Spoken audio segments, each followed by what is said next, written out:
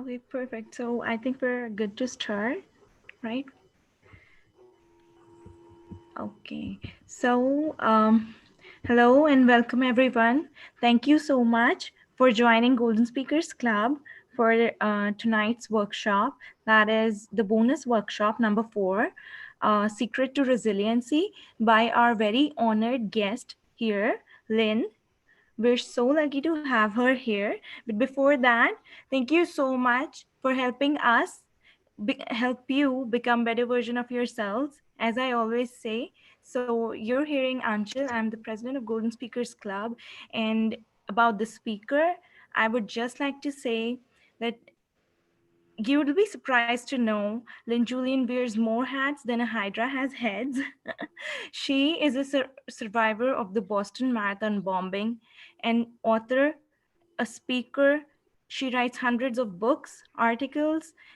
She's an actress too, and she's a consultant and advisory board member and a patient advocate too. We're so lucky to have you here, Lynn. Thank you so much. And I'll just now over to Vanessa to carry on the event and give you just like some basic instructions. Thanks, Anshul. Hi, everyone. I hope everyone's doing well. Thank you so much again for coming out tonight to our 4th workshop. We just have a few ground rules that we want to cover before we begin.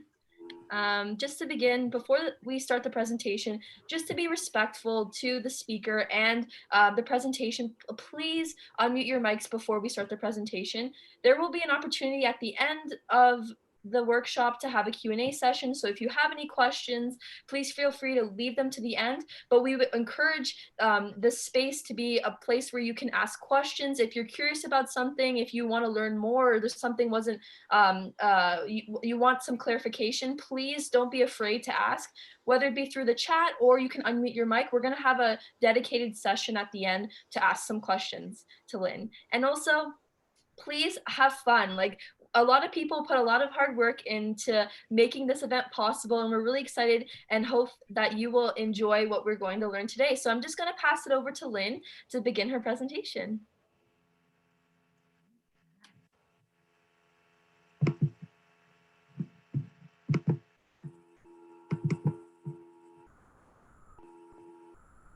All right, can everyone see the screens? No, not yet. Yep, it's up there. Yep, it's there. Okay, I just want to make sure that I've got everything moved. All right, well, my name is Lynn Julian, and I have had a lot of opportunities to learn how to be resilient, and I wanted to share my secrets to resiliency.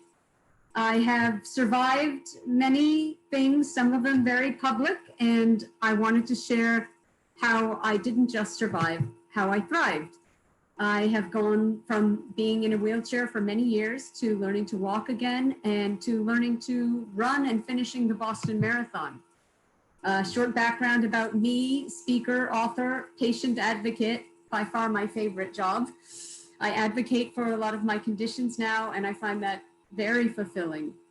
I consult in an advisory capacity as a patient expert consultant with corporations, companies, foundations, to try to be part of something larger than myself and to share the knowledge that I've learned to benefit others. These are some of the societies that I work with.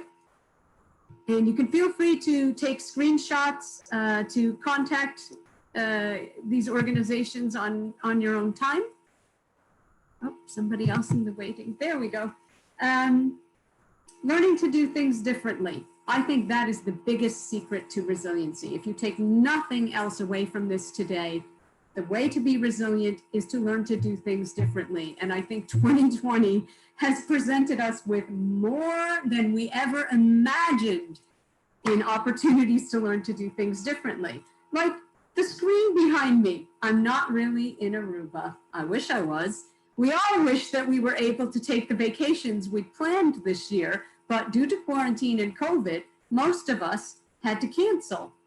But in order to be resilient, I decided to put on my bathing suit and grab a cocktail and just pretend that I was at the beach today and pretend I was having a vacation because I needed a vacation day. And that's learning to do things differently and being resilient. Before my accidents and the now infamous marathon bombing, I had survived and thrived through many challenges. I was bitten by a tick or a spider. There was a tick in the base of my head for quite a long time many days when I was little. My leg was paralyzed. I had a fairly tough childhood, and I think we all have our crosses to bear. But the difference is I changed my perspective. Growing up, I thought things that were happening to me. Even as an adult, I thought my stage accident that left me in a wheelchair happened to me. The Boston Marathon bombing happened to me. And technically, those things certainly did happen to me, but what really happened is that I didn't respond to them well. I didn't choose happiness. I chose stress. I chose pain. I chose holding on to anger and hurt and resentment instead of letting go and choosing to move forward and be happy, because I felt like I deserved to be angry. I had been attacked. But regardless of what I deserved, I also deserved to be happy, and so do you. Invisible injuries are what I ended up with. I have no scars to show you on the outside, but on the inside, I suffered brain injuries at each event. I have permanent hearing loss and hearing aids. I have permanent back injuries. I am in pain right now just trying to sit up to do this presentation. I wear soft braces every day so that I can sit up in chairs. And I could be resentful and angry about that and be unhappy. But how would that serve me? It serves me much more to choose happiness and be grateful. That is the easiest path to happiness, is to find something you're grateful for. I'm in pain right now and I could be upset, but instead I stop and say, what am I grateful for right here, right now? I'm grateful to be given a voice with which to help everyone learn how to be resilient. And just thinking about being grateful lights up your brain. And you could see that if you were in an MRI machine, and it increases your happiness. I used to be a professional musician. I was in Rolling Stone. I'm on over 30 CDs. I loved my job. I created this pop superhero character. She was all about female empowerment. She had her own comic book. She had her own custom guitars and outfits, and I designed everything, and I was so in love with what I did. But life happened. I fell on a simple cord, like a vacuum cleaner cord that you would have in your home, and I hit my head and was knocked unconscious. And when I woke up, my life was never the same, and I have not been able to sing or play guitar or write music or do the things that I did every day since. I had to be fed and bathed and pushed around in a chair, at least for the first year. And then I learned to push myself and advocate for myself and started to get better. But that first year is always the worst year. This speaks to everyone. We are so consumed with COVID-19 right now. I want to assure you, no matter when this goes away, the first year is the worst year. We have all gotten so much better at dealing with this that 2021 is not going to be 2020. No matter if COVID is still with us, you have learned so many ways to do things differently. Next year is going to be better than this year, regardless of anything else that happens. So at least we can be grateful for that. This page simply talks about who I was and who I thought I wanted to go back to when I was angry and resentful, and how dare that sound man not set up the stage right? How dare he cause my accident and force me to fall? I'm angry.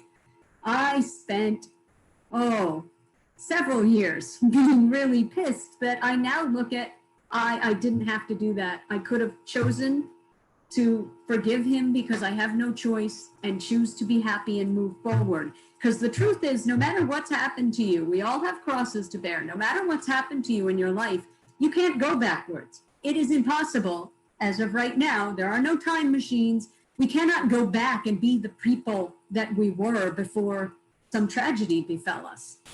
We can only move forward. We have to accept the change, learn to do things differently, and move forward.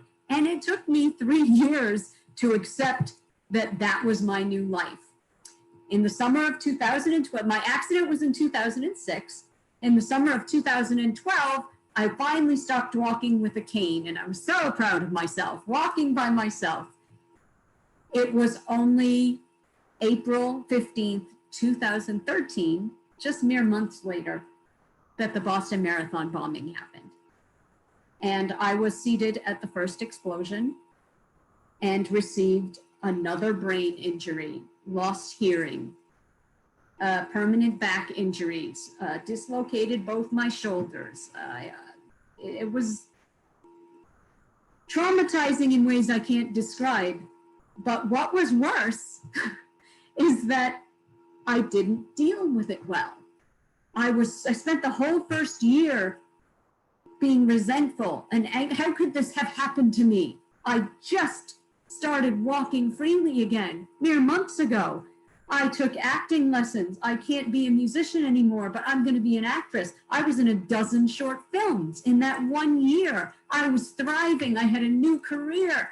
I was on my feet again. And then life happened. And I was mad. I was very, very angry. How could life happen to me a second time?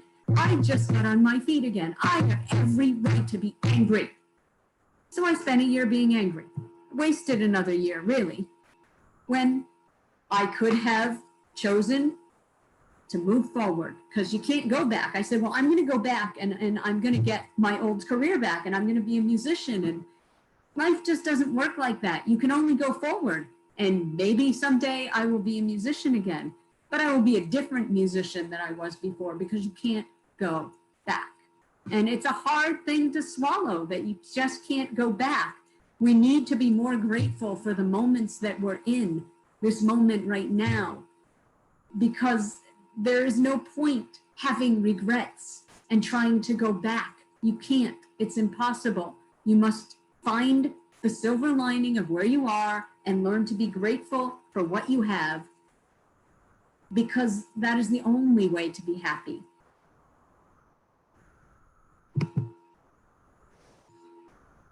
This is my social media. I love to connect on social media, so feel free to screenshot and hit me up there. Any questions that we don't get here or that you think of months from now. Anything that happens to you medically, I'm always a good person to hit up with medical questions because I have multiple rare diseases. I have a lot of problems because of the accident and the bombing, but also because of how I dealt with them. I was so depressed, angry. I allowed my immune system to become so weak from being so stressed out every day. And life can stress you out. Moving, going to a new school, a new state or new country, the death of a loved one, a new job. So many things can stress you out.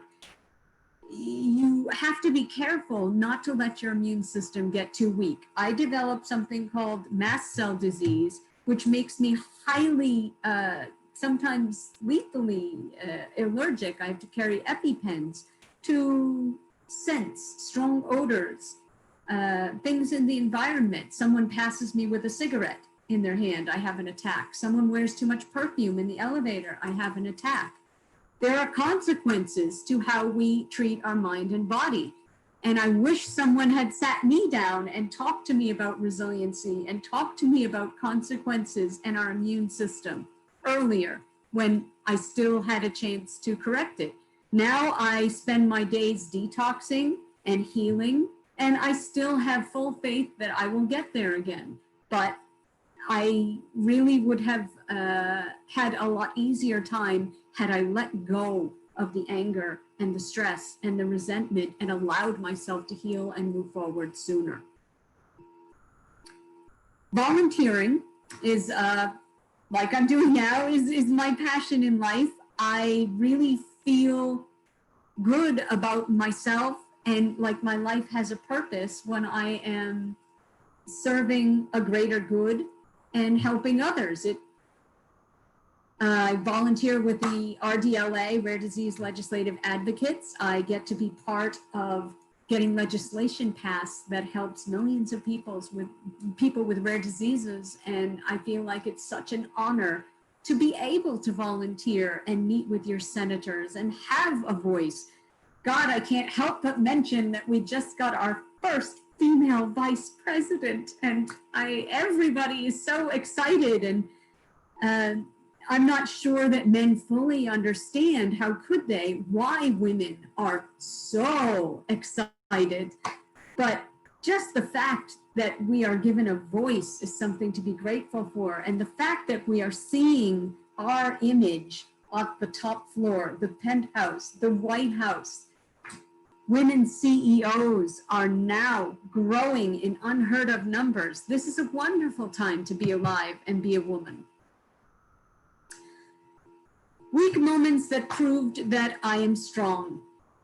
Sometimes it does take bottoming out, as they say, your weakest moments to see how strong you really are. A scar simply means you're stronger than what tried to hurt you. I absolutely love that quote, and not all scars are physical. Some are emotional scars. But it's not about, another great quote, it's not about how many times you fall down. It's about how many times you get back up. And with resiliency and learning to do things differently, it's about how you get back up. How quickly you get back up and how well you get back up is completely up to you. What life did to you, the person who set up the stage and caused my accident, the person who left a bomb near me and tried to kill me, I can't control them. You can't control anyone but you. But what you can control is how you react to what life presents you. Will you let it break you? Or will you rise up stronger? That is completely up to you.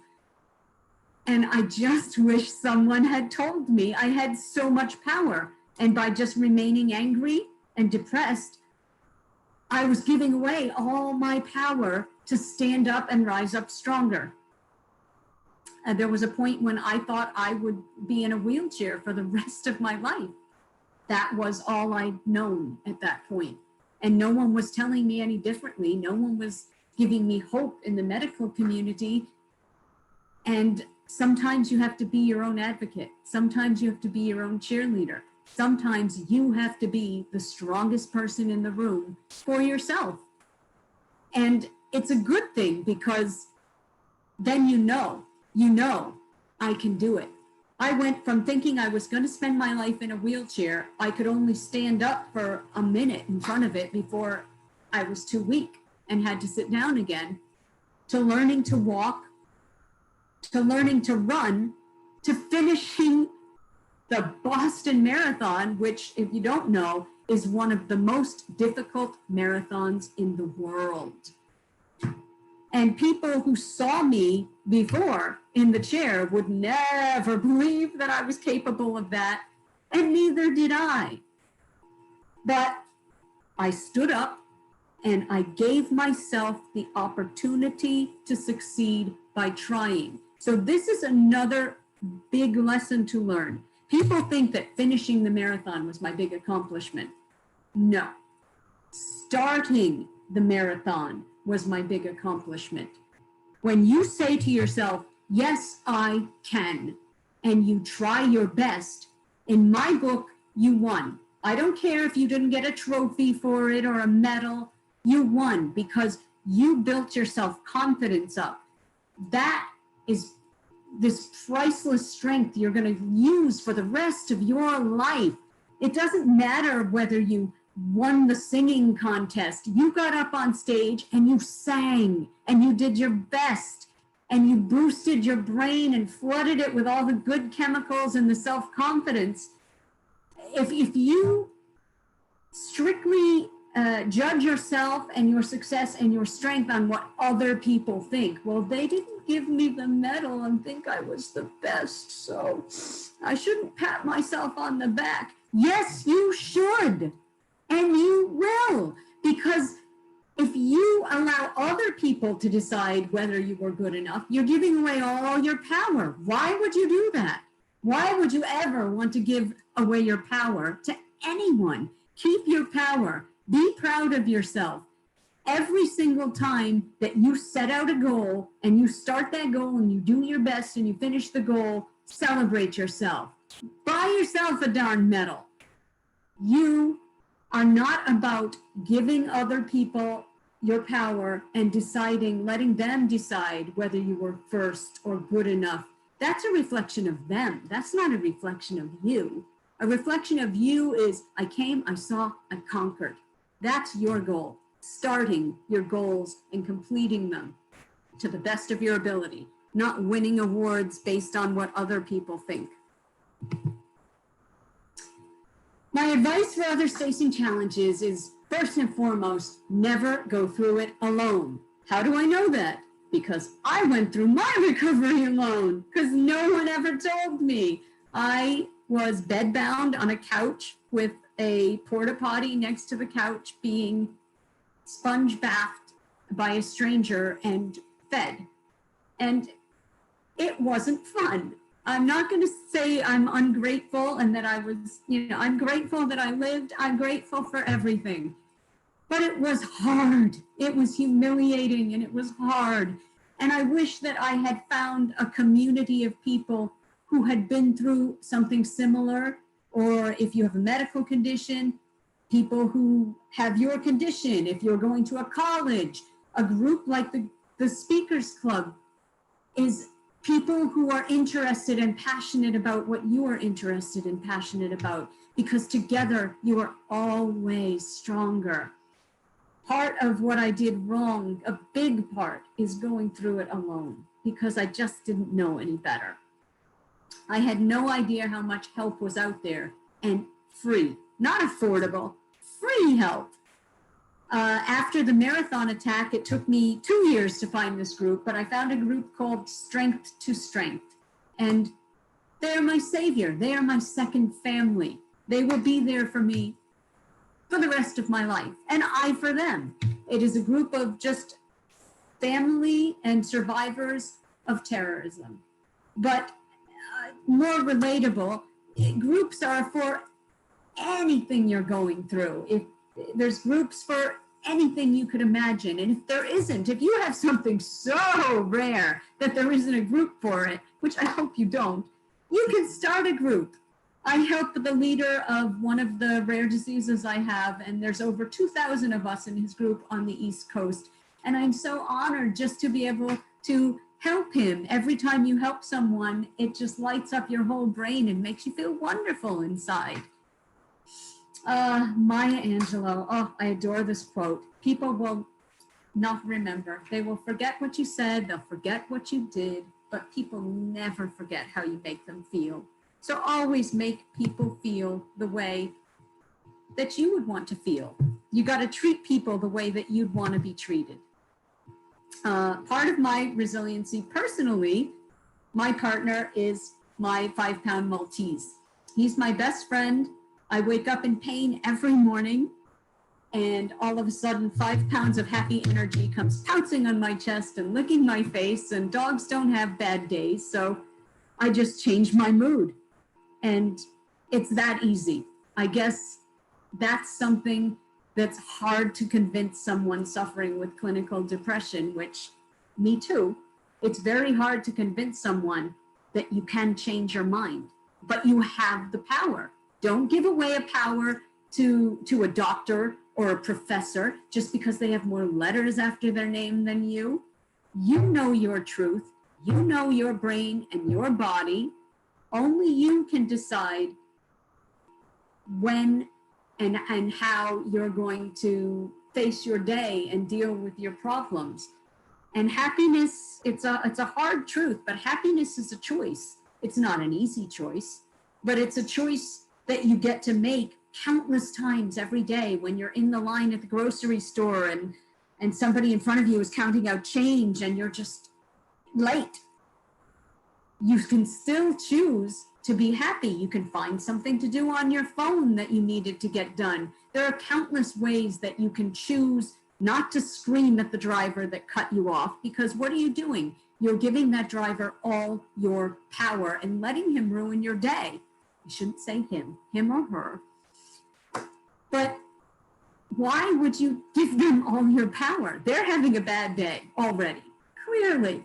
Let them go have their bad day and choose happiness. Once you realize that happiness is a choice, you wonder why you ever chose anything else. Where I find energy, inspiration. Struggling with multiple rare diseases, one of the main side effects is chronic fatigue, chronic migraines, chronic pain. Chronic means somebody may have a sudden onset pain like a broken arm or sudden onset headache. But chronic means it's with you all the time, on and off, but always with you. And I think COVID-19 has taught everyone what chronic is, that before we had a cold or a flu and we were sick for a couple of weeks and then we got better. But chronic means it's not going away. And our fear is that COVID is the new kind of flu and then it's not going away. And we need to learn to adapt to it and not just survive. We need to learn how to thrive and choose happiness. This says, my cape may sometimes be invisible, just like all my disabilities, but I still need to be a superhero every day. There are countless ways to be a hero, and they don't all involve donating loads of cash. Not everybody's wealthy. You can be a hero to the person next to you if they are struggling and you are centered by simply listening to them and letting them unload a little weight. You're their hero in that moment, and you have made them feel so much lighter. And believe me, they will never forget you or how you made them feel. Take time to help others, and I truly believe in karma. It will all come back to you.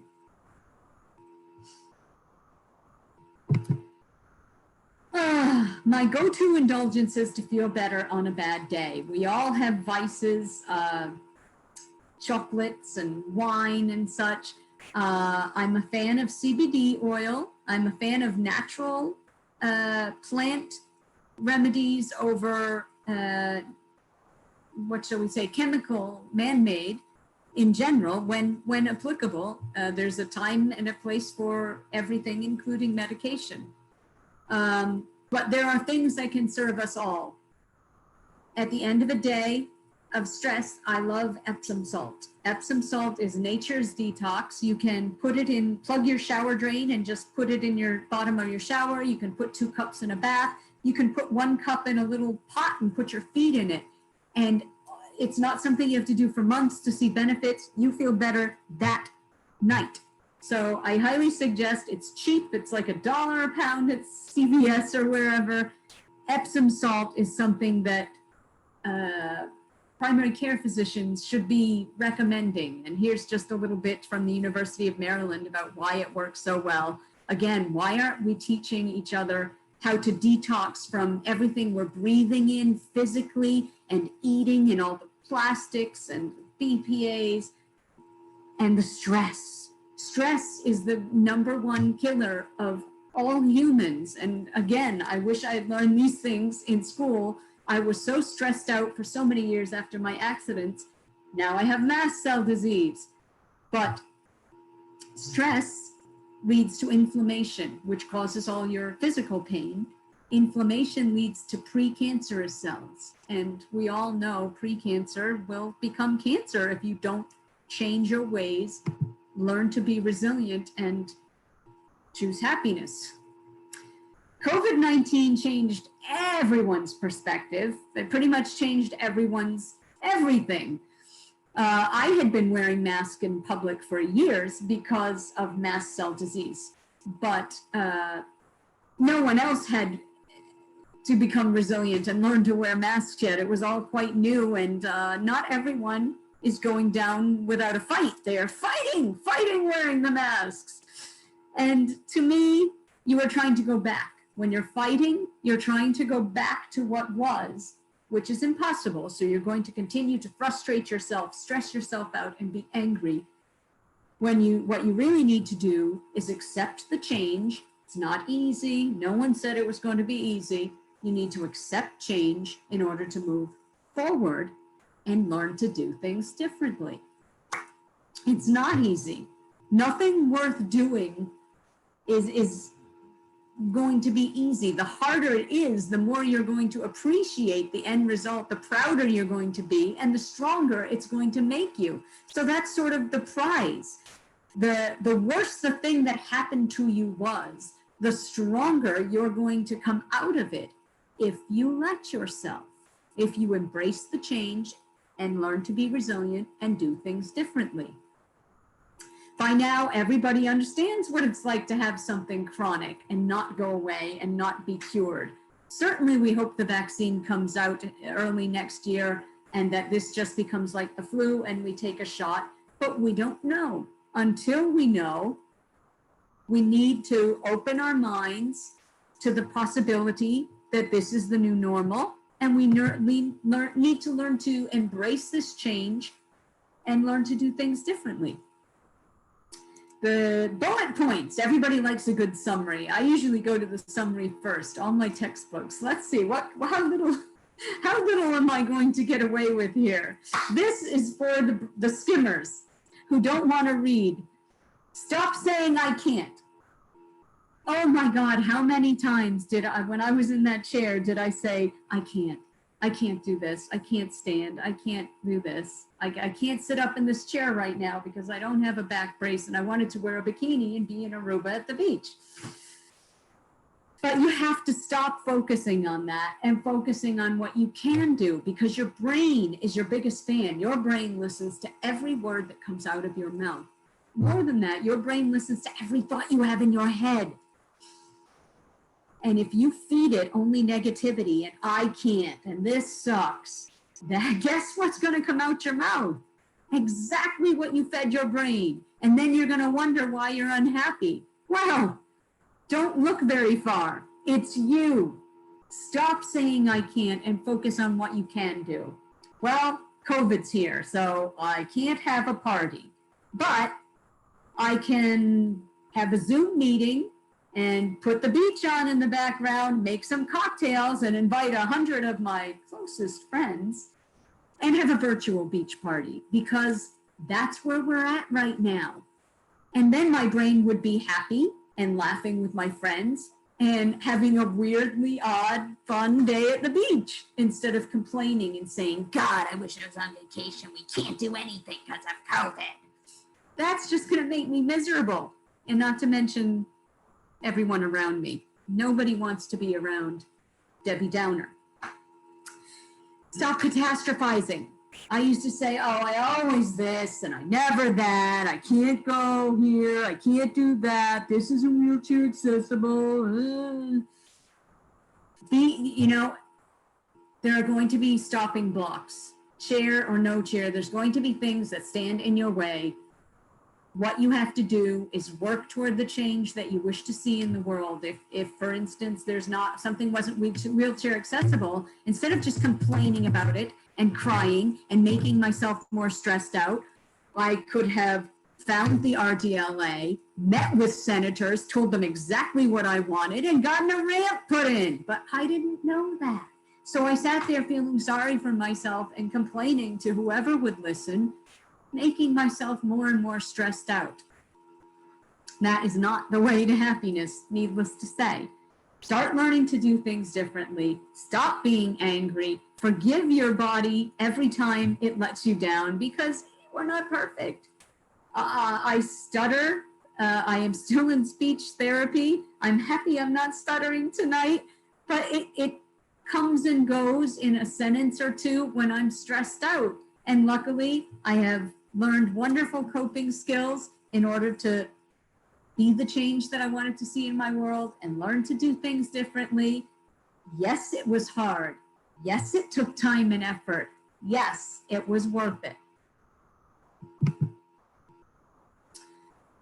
This is just another, you can screenshot this and hit me up on all these social sites with questions or comments. This is basically what I do with my life now, because everyone has to have something they're passionate about to be happy, and only you know what that is. Your parents can't tell you, your teachers can't tell you. Only you have to figure out what makes me happy. And it isn't necessarily your job, and it doesn't have to be your job. In an ideal world, it would all be our jobs that made us the happiest, but it doesn't have to be. Sometimes people work just for money to put bread on the table, and then they have a hobby that they're passionate about. Doesn't matter. It's fine. For me, consulting, being a patient advocate, that's my passion project. That's my hobby. That's what makes me tick. Right now, my group for EDS is working on getting a motion x-ray. There are no hospitals in all of New England that have a motion x-ray. We don't know why, but we're trying to be the change. We're working on research and presentations, and we're going to pitch and present to hospitals and trying to sell them on the idea that this is what we need and this is the change we want to see. When I went to music school, I spent some time complaining, shocker, that women were not allowed in ensembles. I went to a jazz school, very, very male centric at the time. All the ensembles were all male, all playing instruments, all male. And I complained the first semester, and the second semester, I joined the student government. I changed the rules. I met with all the powers that be, the suits, shall we call them, and I got the rule changed, and I was leading an ensemble the next semester. And all the women after me were allowed to be in ensembles now. You're welcome. If you see a door shut in your face, ladies, kick it. That's what I think.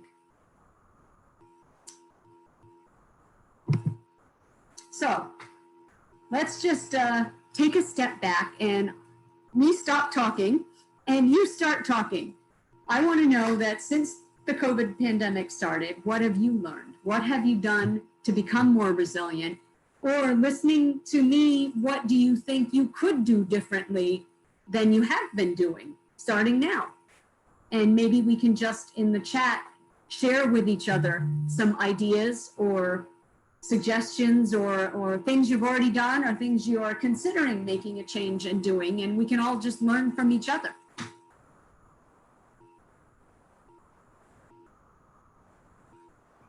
I actually have something. So, you know, with when COVID started and everything changed, I found that like I was very negative about what was going on. I felt like I was restricted, that I wasn't able to do anything, right? But now after hearing your presentation, it made me realize that I have to change my perspective. Okay, I can't go out like I used to, but there's other ways that you can still see people and meet people. So that really helped me like change my perspective and think a little bit more differently than just thinking so negatively all the time. It's really easy to focus on like somebody took my lollipop. That was my lollipop and they had no right to take it. It wasn't theirs. And it's true. Everything is that you're saying is true. But what can you do about it? The lollipop's gone. You can just spend as much time as you wish. It's your time to spend being angry and upset about it. But how does that serve you? That's what a question I ask myself a lot now. Does this serve me? Whenever I'm like on the verge of tears or anger, does this serve me? How is this going to make me feel better? Is it going to change what happened, most importantly? Because, you know, if worrying was going to save anybody, I will be the biggest worrier. But it doesn't help. It only hurts because stress, inflammation, precancerous cells, cancer. Everybody needs to stop wondering what causes cancer because we know. It's a big myth that we don't know what causes cancer. Diet, causes cancer. Science has proven it time and again. And stress. Stress causes cancer. So if you want to live a longer, healthier life, there are ways you have control to do that. And leading a healthy lifestyle and a healthier diet, one of the, for cancer in particular, is not eating meat every single day, having a variety in your diet. But the stress thing, I had no idea about the stress thing, and that actually causes precancerous cells, which lead to cancer. That blew my mind.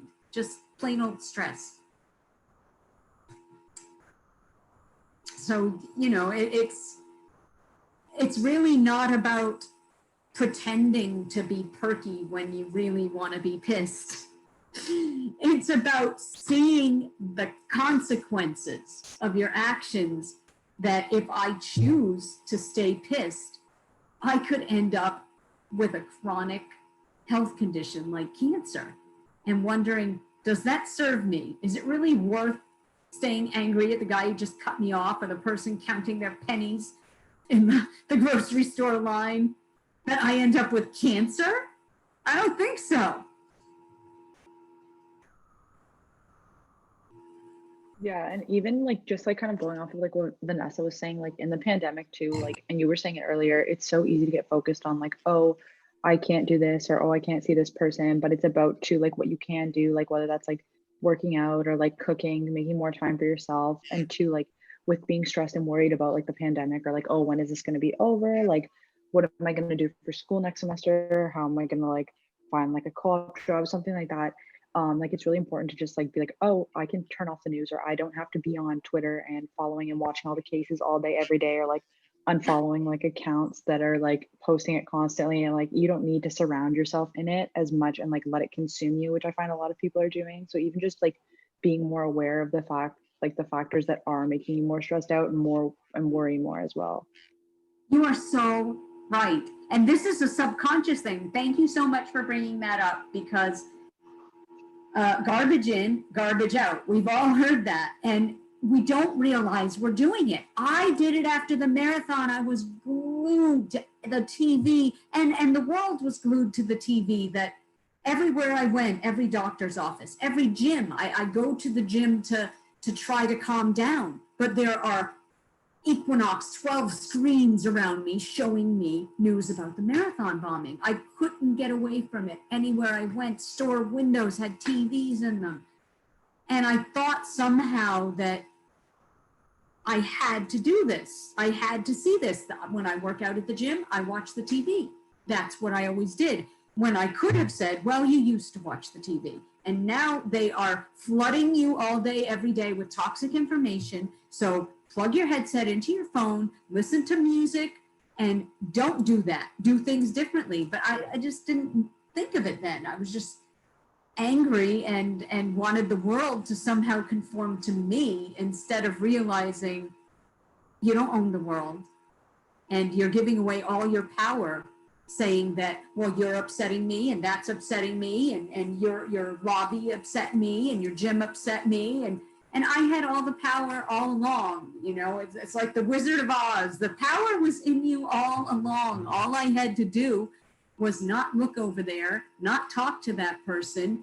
Sometimes people get into toxic cycles, even friends that you had for years can go through something, deal with it badly, and become quite toxic. And I call them energy vampires. They feel like they're sucking the life out of you.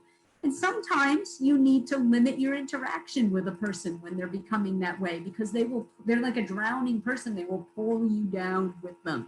They don't want to be saved. They don't want to be resilient. They want you to lower yourself to their level. Don't get sucked in. Just don't get sucked into toxicity, because garbage in, garbage out. If all you do is let your brain hear negative thoughts from negative people all day long on the internet or in person, you're going to start talking and thinking just like them. We have seen a lot of that with the election. No matter who you voted for, we've seen a lot of extremist, toxic behavior on both sides, because people got sucked into this toxic wave, whether it was a blue one or a red one. people have, we have reached some low points in our bad behavior this year. And it's embarrassing. I feel like the world is watching us. As the United States of America, the world is watching us, and we need to conduct ourselves with pride and dignity accordingly. And I don't know that we've succeeded this year. We've, I think we still have a chance to rally and pick ourselves back up and do better. We always, that's the wondrous thing about tomorrow. No matter what happened today, that I make mistakes, I fail on the regular, but then I go to bed at night and go, you know what, tomorrow's another day. I can wake up and apologize. I can wake up and let it go. I can wake up and do better. You can't just feel guilty and again, live in the past. Even if the past is just yesterday, it doesn't help to live in the past. Do whatever you can to fix whatever went wrong yesterday, move forward. And if the person won't move forward with you, maybe they need some space, give them some time.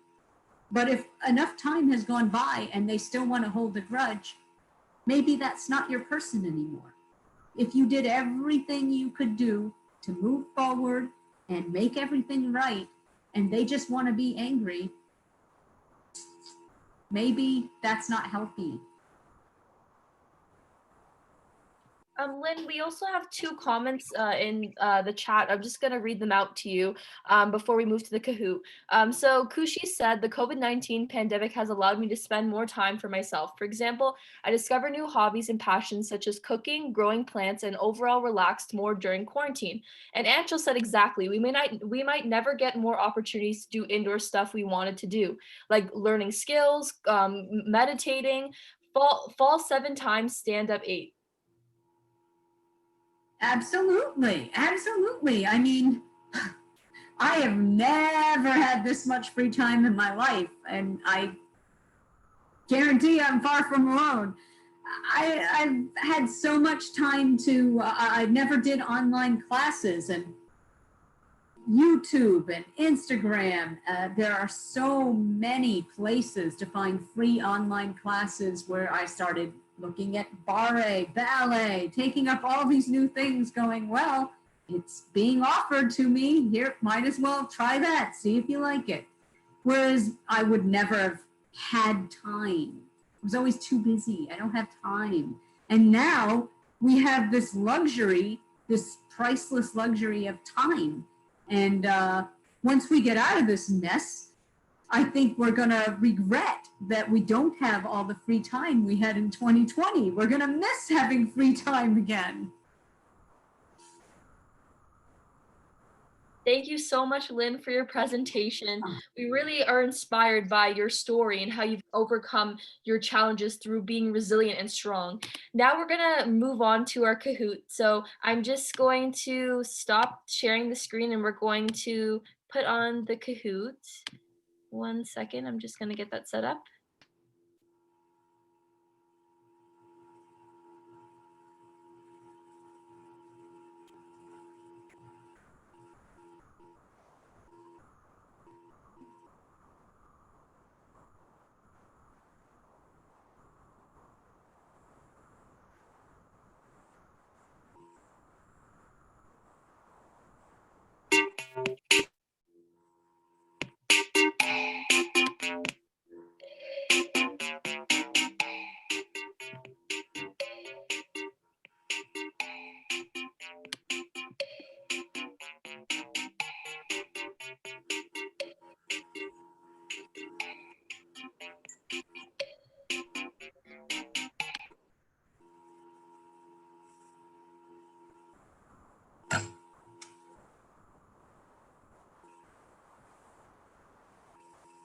We'll just give a couple more seconds for people to join and then we'll start.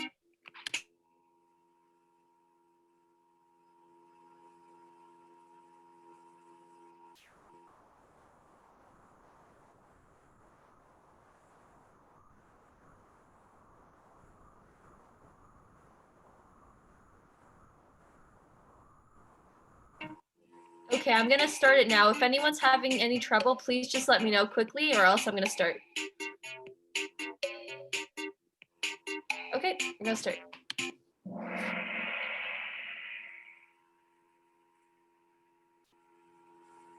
So the first question is true or false? You must learn to stop saying you can't do something and instead learn to do things differently.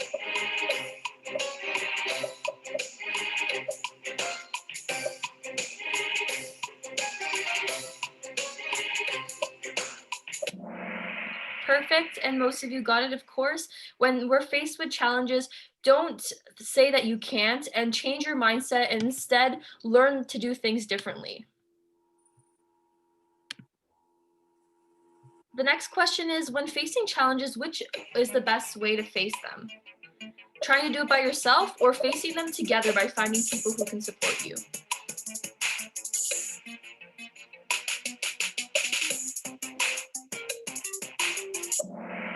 Perfect, and all of you got it. Of course, as Lynn mentioned, it's better to find people that can help support you when you're facing challenges. That's one of the biggest things. Don't face it alone. Find your group of people, whether it be your friends, your family, a group of a community outside of those groups. You just got to find some people that are going to be there to help you overcome those challenges.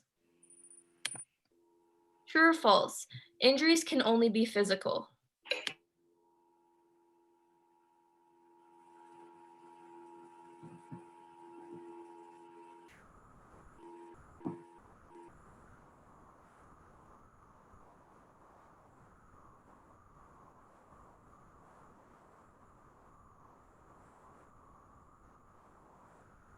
Okay, and everyone got that? Perfect. As Lynn mentioned, injuries are not only physical, they can also be invisible injuries, whether it be emotional trauma or anything that you might not be able to see from the eye. There's other things that you can feel that are also valid as well.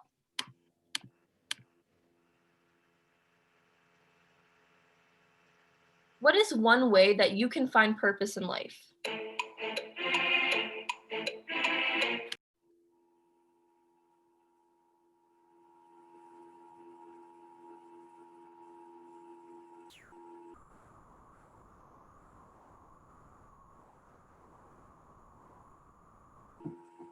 Perfect, and most of you got it. Of course, if you find things that you're interested in and that you're passionate about, it's just gonna make you find that purpose in life that drives you to wake up in the morning and do something.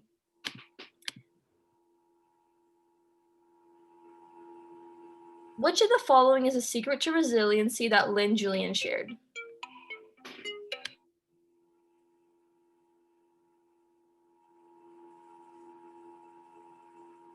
This might be a trick question, so go with your gut feeling.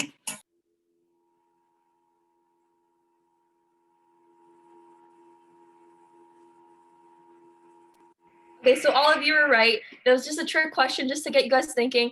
Lynn shared all of these tips to make sure that you can be resilient when you're faced with challenges. And finally, this is just a fun bonus question. As stated by Lynn Julian, a dog is the best medicine, therapist, relative, exercise, and friend.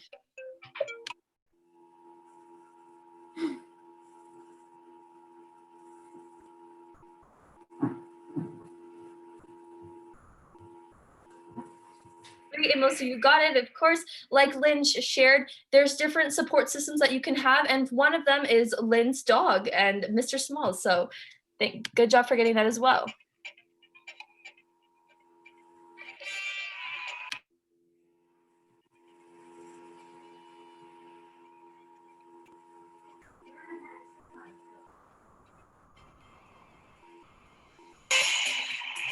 Good job, everybody.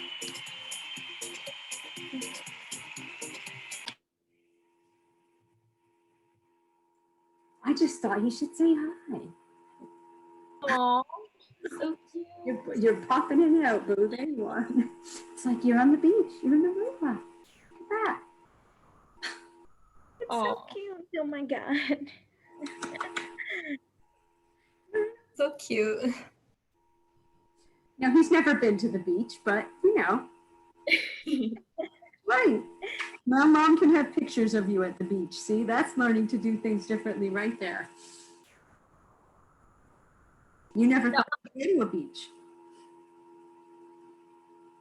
On behalf of the Golden Speakers team and everyone else, we'd like to thank you so much, Lynn, for joining us tonight. It's been a great pleasure. And thank you to all the participants that came to our 4th workshop. We really appreciate you taking the time out of your day to come and learn more about how to be resilient.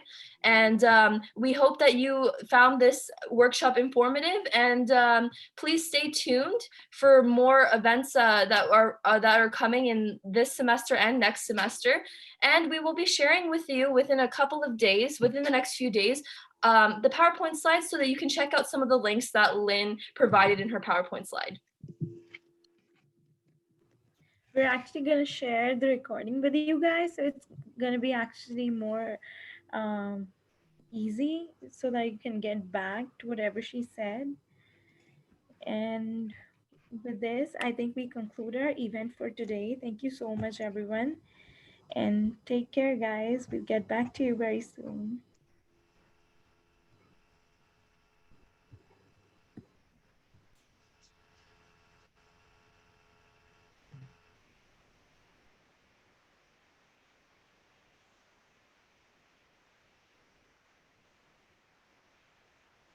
Well, thanks to you all.